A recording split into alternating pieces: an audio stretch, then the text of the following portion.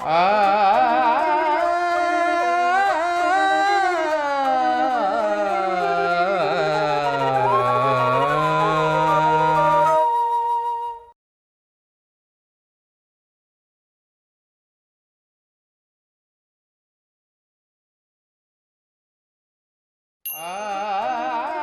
लोगों ने डिसाइड किया था कि अभी हमारा काम हो गया धरती में, अभी हम सब लोग स्वर्ग जाएंगे। फिर वो लोग हिमालय में स्वर्गारोहण पर्व है, बद्रीनाथ के पास है, तो उधर जाते हैं वो लोग। पहले द्रौपदी माता का योग शक्ति खत्म हो जाती है, उस समय द्रौपदी माता नीचे गिर जाती है। पहाड़ को चलते रहे युधिष्ठिर ने, फिर युधिष्ठिर ने पहुंच गया उस पहाड़ के ऊपर।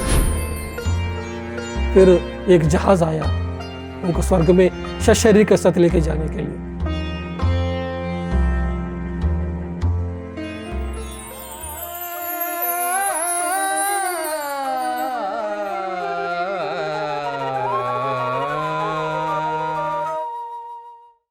नमस्कार, पीएमसी हिंदी दर्शकों को मेरा प्रणाम।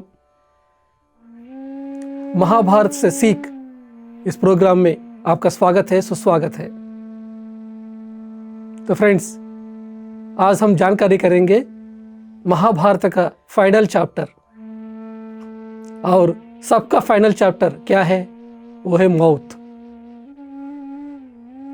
तो महाभारत में आखिरी चैप्टर है स्वर्गारोहण पर्व।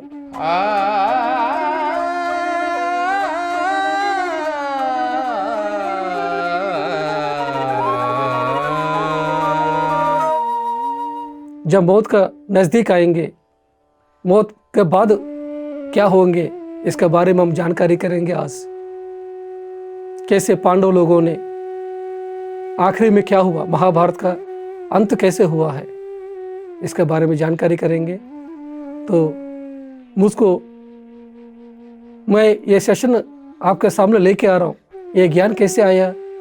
इट इज़ बिकॉज ऑफ ब्रह्मर्षि पितामह पत्री जी। तो ब्रह्मर्षि पितामह पत्री जी को नमन करते हुए, श्री कृष्ण भगवान को नमन करते हुए, व्यास महर्षि को नमन करते हुए आज का सेशन हम शुरू करेंगे। तो मास्टर्स, कभी भी जीवन चलने के समय में, जवानी के समय में हम अपना मिस्टेक्स को पता नहीं चलते, लेकिन जब जीवन का अंत होने का समय आएंगे, 70 साल 80 साल, अभी मौत आने वाला है, उस समय हम रियलाइज करेंगे कि हमने कितना सारा मिस्टेक किया था। उस समय हम सोचेंगे कि उनको मैं कैसे परेशान किया था, उनको माफ़ी मांगना चाहिए था, उस समय ऐसा नहीं करना चाहिए था, उस समय ऐसा नहीं करना चाहिए था। इस तरह हम सब लोग रियलाइज करेंगे। सभी करते हैं, सभी मिस्टेक्स पता नहीं चलेगा, मौत के समय में कुछ पता चलेंगे। लेकिन मौत होने के बाद जैसे शरीर छोड़ेंगे, जैसे हम सूक्ष्म लोकों में जाएंगे, उधर हमको हर एक आत्मा को एक मूवी दिखाएंगे। आत्मा को हाला मेमोरीज में लेके जाते हैं। उधर इस जीवन में आपने क्या क्या किया, सब कुछ दिखाएंगे। आपने क्या पाप किया, क्या पुण्य किया, कहाँ मिस्टेक किया, सब कुछ उधर आपको मूवी जैसे दिखाएंगे। तब हम रियलाइज करेंगे कि उस समय ऐसा नहीं करना चाहिए था, उस समय ऐसा नहीं करना चाहिए था। इस तरह का हम रियलाइज करते हैं। उसके हिसाब से फिर और एक लाइफ का प्लान लेके फिर धरती में आते हैं। लेकिन हम जब जवानी के समय में, अभी इसी समय में हमारा मिस्टेक्स के बारे में पता चल जाते हैं, तो हमको और एक जन्म लेने की क्या जरूरत पड़ेगा? मौत के समय में रियलाइज करने के पहले खुद इसी समय हम रियलाइज करेंगे, तो हमारे जीवन को हम सुधार सकते हैं, है कि नहीं? तो आज महाभारत में जब फाइनल चैप्टर में स्वर्गारोहण पर्व से क्या सीखेंगे कि पांडव के साथ क्या हुआ है। इस स्टोरी से हम बहुत कुछ सीख सकते हैं। जब पूरा महाभारत हो गया, परीक्षित को महाराजा बना दिया, फिर पांडव लोगों ने डिसाइड किया था कि अभी हमारा काम हो गया धरती में, अभी हम सब लोग स्वर्ग जाएंगे, इसी शरीर के साथ स्वर्ग में जाएंगे। मौत होकर तो सब लोग जाते हैं, शरीर छोड़कर जाते हैं, लेकिन इसी शरीर के साथ कैसे ऊपर जाना है। फिर वो लोग हिमालय में स्वर्गारोहण पर्व है, बद्रीनाथ के पास है, तो उधर जाते हैं वो लोग। उनके साथ है 5 पांडव है और द्रौपदी है, और ये लोग उस पहाड़ को चढ़ना शुरू करते हैं। और ये लोग 5 पांडव और वो द्रौपदी जब साथ में जा रहा था, उनके पीछे एक कुत्ता भी फॉलो करती है। ये चीज बाकी लोग जानते नहीं है। फिर वो लोग ऊपर चढ़ने लगे। तब बहुत दूर जाने के बाद पहले द्रौपदी माता का योग शक्ति खत्म हो जाती है। उस समय द्रौपदी माता नीचे गिर जाती है। उस समय भीम ने अपना भाई युधिष्ठिर से पूछते हैं, द्रौपदी माता क्यों ऐसा गिरी है? तब युधिष्ठिर कहते हैं कि द्रौपदी ने अपना 5 भाइयों में सिर्फ अर्जुन को ही प्यार किया था, इसी की वजह से उन्होंने गिरना पड़ा। और जब उनको पता चल जाता है कि कर्ण भी हमारा भाई है, बड़ा भाई है, फिर वो उनके साथ शादी क्यों नहीं हुआ, ये भी कहती है। इस तरह युधिष्ठिर ने कहा है। लेकिन फ्रेंड्स, इस पॉइंट में मैं एग्री नहीं करता हूँ राइटर के साथ। उस समय जो पुरुष का जो डोमिनेशन सोसाइटी था, उस समय स्टोरी ऐसा लिखा गया है। लेकिन द्रौपदी माता का ये नहीं है। वो सिर्फ अर्जुन को प्यार किया, बाकी पति को प्यार नहीं किया, ऐसा बात नहीं है। द्रौपदी ने सभी पतियों को प्यार किया है बराबर। क्योंकि आप देखेंगे तो महाभारत में किसी भी पति को द्रौपदी पर कंप्लेंट नहीं है। जीवन भर में उन्होंने एक हार में जैसे धागा होती है, वैसा ही उन्होंने 5 पांडवों को बांध के रखे हैं। 5 पांडव एक साथ रहने के लिए जो एफर्ट है वो द्रौपदी ने किया, इसलिए शादी हुआ है द्रौपदी के साथ। जब भी वो रहती है अपना पतियों के साथ, कभी भी दूसरे के बारे में बात नहीं करती है। जब अर्जुन के पास रहती है तब युधिष्ठिर के बारे में बात नहीं करती है। जब नकुल के साथ रहती है अर्जुन के बारे में बात नहीं करती है। जब रहेंगी उनके साथ टोटली सरेंडर। यही तो चीज़ है। जब सत्यभामा आके एक बार द्रौपदी से पूछते हैं कि आप अपना 5 पतियों को कैसे बांध के रखे हैं, तब द्रौपदी माता कहती है कि कैसे बातें करते हो दीदी, मैं कैसे बांध कर रखा हूँ, it is my respect and it is my surrender towards my husbands. इसी की वजह से मैं उनको इतना प्यार करता हूँ, इसी की वजह से मैं वो सब लोग एक साथ रहे। इतना सरेंडर रिश्ता द्रौपदी माता को। सिर्फ उन्होंने अर्जुन को प्यार किया, बाकी लोग नहीं किया, ये बात मैं एग्री तो नहीं करता हूँ। लेकिन फिर उन्होंने फिर शरीर क्यों छोड़ना पड़ा? क्योंकि द्रौपदी नहीं चाहती है कि उनके सामने जो प्यार किया 5 पति का मौत हो जाए। इसलिए उन्होंने अपना पति का मौत के पहले ही खुद अपना शरीर छोड़ दिया। अगर वो चलते चलते नहीं चल पा रही है, फिर क्या होना पड़ेगा उनको? फिर भाई सब लोगों ने उनका बॉडी को लेके ऊपर चढ़ना पड़ेगा। वो कष्ट होंगे उनको साथ, क्योंकि फाइनल मोमेंट में अकेला जर्नी है ये। संसार में तो सबके साथ चलना पड़ेगा, लेकिन फाइनल मोमेंट में मौत का समय आएंगे तो कोई भी किसी के साथ लेके कैसे जा सकते हैं? इसीलिए द्रौपदी ने पहले गिर गई है। ये मेरा पॉइंट ऑफ व्यू है। इसलिए ब्रह्मर्षि पत्री जी ने इस समय में सीता इनको लेके आया, क्योंकि औरत को कोई समझा नहीं है अभी तक मेल डोमिनेटेड सोसाइटी में मेल की तरफ से सब कुछ लिखा गया है, लेकिन औरत की तरफ से कोई लिखा नहीं था। इसलिए पत्री जी ने सीतायन एक किताब को लेके आया। सीतायन मात्र सीता माता का कहानी। सीता माता ने कितना ध्यान किया, कितना शक्तिमान है, हम जानते नहीं है सीता माता के बारे में। श्री राम के बारे में सब लोग जानते हैं, श्री राम का महत्व के बारे में, वो ग्रेट एडमिनिस्ट्रेटर, लेकिन महान योगी है, ये महान योगिनी थे सीता माता। वैसा ही हम इस मेल डोमिनेटेड सोसाइटी में मेल के बारे में ज़्यादा बात किया, लेकिन औरत का शक्तियों के बारे में लेके नहीं आ पाया। लेकिन द्रौपदी ने हमेशा अपना सहन शक्ति को दिखाया और हमेशा सरेंडरनेस दिखाया। ठीक है, अभी ये बात इधर छोड़ दीजिए। अभी द्रौपदी पहले गिर गया था, फिर 5 भाई सब लोग और ऊपर जा रहा था। थोड़ी देर के बाद नकुल गिर जाते हैं। फिर भीम पूछते हैं कि नकुल कैसे गिर गया? नकुल तो महान योद्धा है, महान सुंदर है, उनका जैसे सुंदर और कोई नहीं है, हमारा साथ हमेशा दिया है, वो बंदा कैसे गिर गया? उनका क्वालिफिकेशन नहीं है कि ऊपर लोकों में जाने का। तब युधिष्ठिर कहते हैं कि उनका सुंदरता ही उनको गिरा दिया। वो हमेशा ये गर्व महसूस करते हैं कि मैं सुंदर हूं, मेरे जैसा सुंदर और कोई नहीं है, बिल्कुल गिर गया। फिर बाकी जो 4 भाई हैं वो लोग भी और आगे बढ़ने लगा। तब सहदेव नीचे गिर जाते हैं। जब सहदेव नीचे गिर जाते हैं तब फिर भीम पूछते हैं युधिष्ठिर से, भाई सहदेव एक ग्रेट ताड़े मास्टर है, भविष्य का दर्शन कर सकते हैं, इतना तपस्या किया है, उनको वो कैसे गिर गया है? तब युधिष्ठिर कहते हैं कि वो सोचेंगे कि सिर्फ मैं ही भविष्य के दर्शन कर सकता हूँ, मेरा ही विजन से मेरा पास ही ताड़े है और बाकी नहीं है। देखे मास्टर्स, ये भी गर्व हमको नहीं होना चाहिए। ध्यान में किसी को विजन्स दिखाई देते हैं, किसी को नहीं दिखाई देते हैं। इसका अर्थ नहीं है कि जिसको विजन्स नहीं दिखाई देता है वो लोग महान है, जो दिखाई देते वो महान है, जो नहीं दिखाई देते वो महान नहीं है। नहीं, सबका अलग अलग प्लान है। लेकिन सहदेव ने ये सोचा था कि मैं ही थाड़े मास्टर हूँ, मैं ही भविष्य को दर्शन कर सकता हूँ, यही समझा है उन्होंने। अपना आध्यात्मिक शक्ति को देख के बहुत गर्व रहे, इसी की वजह से नीचे गिर गया। आपके पास आध्यात्मिक शक्ति है, आत्मशक्ति है, तो लोक कल्याण के लिए इस्तेमाल करना चाहिए, ना कि उसको लेके हम अहंकार के साथ चले जाए। फिर 3 भाई रह गया। फिर ये तीनों भाई भी फिर पहाड़ के ऊपर चढ़ रहा था। फिर अर्जुन गिर गया। तब भीम हैरान हो जाते, हमारा अर्जुन ये दुनिया में ग्रेटेस्ट आर्चर, महान धनुर्धारी, महान योद्धा, इनके साथ कैसे हो गया? अगर लड़ाई में आएंगे सभी जो जितना भी शत्रु है वो भाग जाते हैं। तब युधिष्ठिर कहते हैं कि जो अर्जुन है वो हमेशा यही अहंकार के साथ रहते हैं कि मैं ही बड़ा सा आर्चर हूँ, महान धनुर्धारी हूँ, मेरे जैसा और कोई बाण नहीं चला सकते हैं।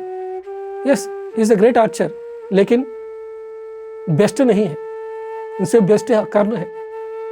लेकिन खुद आगे रहने के लिए बहुत सारे लोगों को पीछा करना पड़ा। उनको हमेशा उनको अंदर क्या है कि ये फियर होते हैं, इनसिक्योरिटी फियर होती है, क्योंकि उनसे भी ज़्यादा और कोई ज़्यादा बाण विद्या सीख सके, और उनको डाउन करने के लिए वो कोशिश करते हैं।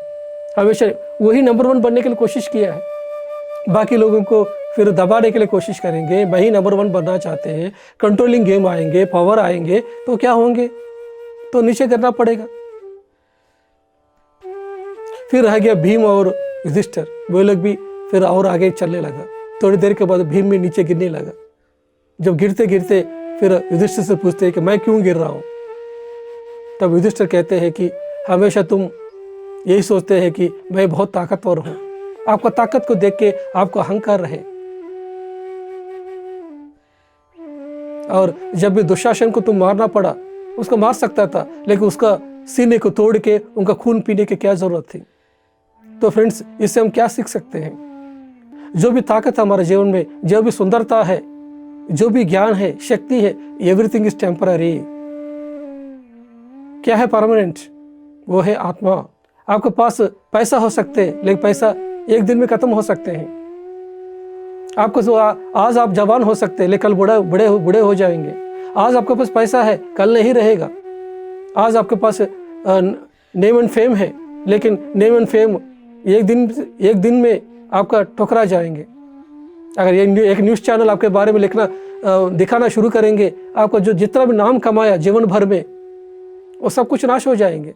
तो जितना भी आप कमाया, कोई भी चीज़ें परमानेंट नहीं रहेगा। यही तो हम समझना है। तो कभी भी हम आपके पास कोई भी टैलेंट रहे हैं, उसको देख के आप गर्व नहीं महसूस नहीं करना, अहंकार के साथ नहीं रहना। आपके पास पैसा रहे, आपके पास टैलेंट रहे, आपके पास सुंदरता रहे, या आपके पास अच्छा गुण रहे, ये लोक कल्याण के लिए, सेवा के लिए इस्तेमाल करें। लेकिन आप सोचेंगे कि मैं ही सुंदर हूँ, तो आपसे सुंदर बंदा दिखाई देगा एक दिन। तो मैं ही ताकतवर सोचेगा, आपसे ही महान ताकतवर आपको दिखाई देंगे। मैं बहुत बड़ा पैसा वाला हूँ, आपसे भी बड़ा पैसा वाला है। मैं अच्छा ध्यान करता हूँ, मैं महान योगी सोचेंगे, आपसे ही बड़ा योगी दिखाई देंगे। इस सृष्टि में हमेशा आपसे ही आगे वाले रहे हैं, तो हमेशा विनम्रता के साथ रहना चाहिए। इसे क्या सीखेंगे? स्वर्गारोहण पर्व में हम कभी भी अहंकार का साथ नहीं रहे, जो आपका पास है उसको लोक कल्याण के लिए इस्तेमाल करें। फिर वो पहाड़ को चलते रहे युधिष्ठिर ने। फिर युधिष्ठिर ने पहुंच गया उस पहाड़ के ऊपर। जैसे ही पहाड़ के ऊपर पहुंच गया, फिर एक जहाज आया उनको स्वर्ग में सशरीर के साथ लेके जाने के लिए। उधर एक देवी देवता ने उनको इन्वाइट किया कि आप आइए, आपको लेके जाएंगे। तब युधिष्ठिर पीछे देखा तो उधर एक कुत्ते खड़े हैं। तब वो हैरान हो जाते हैं कि अरे ये कुत्ता मेरा साथ इतना दूर आई है। ओहो। फिर वो कहते हैं कि ये कुत्ते को भी मेरा साथ लेके जाइए। तब वो देवता लोगों ने कहते हैं कि सिर्फ आपके लिए हम अलाउ करेंगे, वो कुत्ते के अलाउ नहीं कर सकते आप। फिर युधिष्ठिर कहते हैं कि मेरा साथ ये कुत्ता इतना नीचे से वो पहाड़ तक चढ़ी है तो वो क्वालिफाइड है ऊपर लोकों में आने के लिए।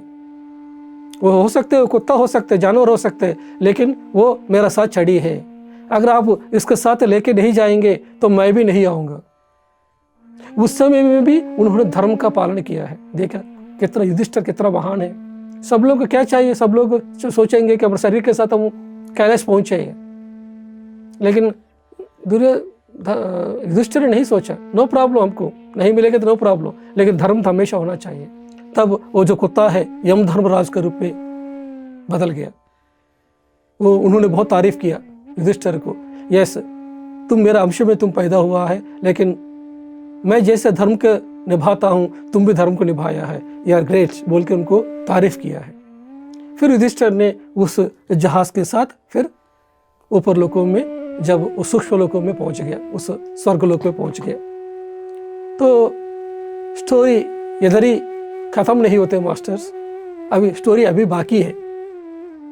क्या बाकी है कि जब युधिष्ठिर ने ऊपर लोकों में जाते हैं, स्वर्ग में जाके देखा गया तो स्वर्ग में बड़ा बड़ा सिंहासन में दुर्योधन बैठे हैं, शकुनी बैठे हैं, दुशासन बैठे हैं। इनको देख के हैरान हो जाते हैं युधिष्ठिर ने, इतना बैड पर्सन्स, ये लोग इधर कैसे आए हैं? इधर इतना क्रूर लोगों ने, इन्हीं की वजह से करोड़ों लोगों को मौत हुआ है। इन लोग सिंहासन में मुकुट दे के उनको कैसे बैठा दिया?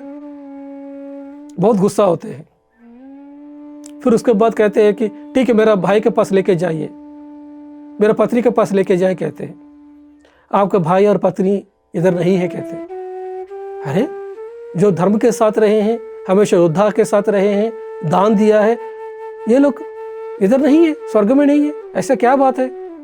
वो लोग जहाँ है उधर लेके जाओ कहते हैं उन्हें। फिर जिन्होंने उनको लेके आया, जो एंजल्स है, उनको फिर दूसरी जगह पे लेके जाते। जैसे दूसरी जगह पे पास जाते जाते उनको बहुत सारा आवाज़ सुनाई देते, बहुत चिल्लाने का आवाज़ सुनाई देते हैं, बहुत रोने का आवाज़, बहुत दुख का आवाज़ सुनाई देते। फिर पूछते हैं कि जगह है क्या? फिर पूछते बताते हैं कि ये नरक है। उधर देखा है तो वो सभी आवाज़ है द्रौपदी से आ रही है, भीम से, अर्जुन से, नकुल सहदेव से, सबसे आ रहा है। वो हैरान हो जाते हैं कि मेरा भाई को इधर रखे हैं, ऐसा क्यों है? फिर वो लोग कहते हैं कि अभी आप चलिए, आप जगह है, स्वर्ग है, वो लोगों को तो छोड़ दो, हमारे साथ आओ। कहते हैं तब युधिष्ठिर कहते हैं कि मैं नहीं आऊँगा, मेरा भाई जहाँ है उधर ही रहूँगा। इस तरह वो खड़े हो जाते हैं। तब इंद्र और ब्रह्मा दोनों आ जाते, आके पास कहते हैं कि युधिष्ठिर जी आप तो सब कुछ पास हो गया धरती में, आपको ये भी पता नहीं है क्या? ये धरती का जीवन है, यह नाटक है। सब लोग अपना रोल्स को प्ले करने के लिए धरती में आते हैं। स्वर्गलोक में सब लोग बराबर है।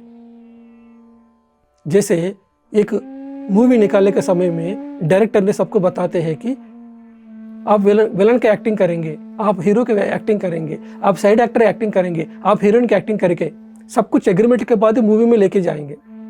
जैसे शोले मूवी है, शोले मूवी में डायरेक्टर ने क्या किया, अमिताभ बच्चन को और धर्मेंद्र को कहा है कि आप हीरो के रूप में रहेंगे। हेमा मालिनी को बताया है कि आप हीरोइन के रूप में रहेंगे, ये स्टोरी रहेगा। गब्बर सिंह को बताया है कि तुम विलन के रूप में रहेंगे। सब कुछ वो लोग डिसाइड करने के बाद वो लोग एक्टिंग करने के लिए आया है। इधर मूवी में वो लोग विलन है, हीरो है, लेकिन मूवी के बाद ये सब लोग दोस्त हैं। अमिताभ बच्चन को गुस्सा है क्या गब्बर सिंह के ऊपर? ये दोनों दोस्त हैं बाहर दुनिया में। वैसा ही ये धरती का लोक में वो विलन का एक्टिंग किया है, लेकिन ऊपर लोगों में सब लोग बराबर सभी आत्मा है। लेकिन इस चीज़ को आप जानकारी नहीं किया है, ये रियलाइज नहीं किया आप। इसी की वजह से वो लोग दुष्ट है, इसी की वजह से वो लोग स्वर्ग में क्यों है, मेरा भाई सब अच्छा है, क्यों नरक में ऐसा समझ रहे हैं। लेकिन मौत के बाद सब लोग स्वर्ग में रहेंगे, इधर कोई नरक नहीं होते हैं। ऊपर लोग सब कुछ हायर वर्ल्ड से, हायर वर्ल्ड सब कुछ उधर स्वर्ग है, कहीं नरक नहीं है। कोई भी आप तो सोचेंगे मैं नरक में हूँ, वो धरती में जो बिलीफ सिस्टम उनको रहा है उसी के हिसाब से वो ऊपर जाने के बाद उस तरह का नरक को क्रिएट करती है। सपोज एक आत्मा ने सोचा है कि मैं धरती में बहुत सारी गलती किया हूँ, मैं नरक में जाऊंगा, ऐसा सोची है। मौत होने के बाद क्या होगा, मैं गलती किया हूँ, मैं गलती किया हूँ, इस तरह की जो भावना है उसकी वजह से वो एक नरक को क्रिएट करेगा। जैसे वो सुने हैं बचपन से उसके हिसाब से नरक को क्रिएट करेगा। अगर वो हिंदू है तो हिंदुइज्म में क्या बताया नरक के बारे में, यमधर्मराज रहेगा, चित्रगुप्त रहेगा, इस तरह का सुना है, उसके हिसाब से वो क्रिएट करेगा। अगर वो क्रिश्चियनिटी में पैदा हुआ है उधर बताएंगे सातान रहेगा, डेविल रहेगा, उधर इस तरह का पनिशमेंट रहेगा, इस तरह का बताया। स्वर्ग में हिंदू को क्या बताया है, इंद्र रहेगा, उर्वशी रहेगा, रंभा रहेगा, मेनका रहेगा, बताया। उसके हिसाब से स्वर्ग को क्रिएट करेगा। यह सब कुछ तुम्हारा जो मन है उसके हिसाब से तुम क्रिएट करेगा। जब ये रियलाइजेशन आएगा वो आत्मा को ऑटोमेटिकली एनलाइटमेंट हो जाएंगे, सेल्फ रियलाइजेशन हो जाएंगे, जहां से आए उधर चले जाएंगे। इसलिए कबीर जी कहते हैं कि मौत तो सबको होते है, शरीर का मौत सबको होते हैं, लेकिन मन का मौत भी होने की जरूरत है। मन माने क्या है, अटैचमेंट्स, बहुत सारा दुख, डिप्रेशंस, तरह तरह चीज़ों में बंधे रहते हैं। मौत के समय में क्या होते हैं, मौत के बाद भी उस चीज़ के साथ बंधे रहते हैं, अपने पति से, पत्नी से, बच्चे से, अपना घर से। कहीं ना कहीं आप जहाँ अटैच रहेंगे उधर ही रह पाएंगे। आप शरीर छोड़ने के बाद ऊपर लोग कहाँ जाते हैं, उधर ही रह पाते हैं, क्योंकि आपने धरती के जीवन को नाटक नहीं समझे हैं, ये सच्चे समझे हैं। इसी की वजह से दिक्कत आती है जीवन में। युधिष्ठिर ने भी इधर तो धर्म का पालन किया, जैसे ही ऊपर लोकों में गया वो समझ रहा है कि ये लोग दुष्ट है, ये लोग सिंहासन में क्यों बैठे। ऊपर लोकों में जाओ सब लोग सिंहासन में बैठेंगे, सभी तो आत्मा है। तो धरती में ये महाभारत होना था।